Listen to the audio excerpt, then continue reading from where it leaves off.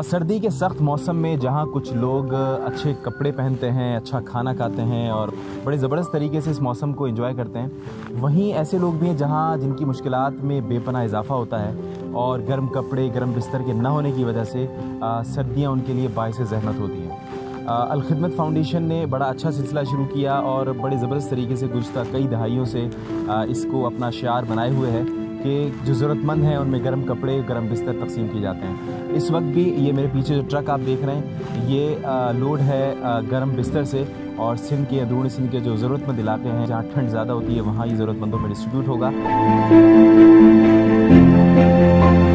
मेरी आप सबसे गुजारिश है कि अल खिदमत की इस विंटर कैंपेन में बढ़ चढ़ कर हिस्सा लें। 3500 एक पैकेज है, इसको डोनेट करें ताकि ज़रूरतमंदों में ज़्यादा से ज़्यादा हम लोग पहुँच सकें। बहुत शुक्रिया।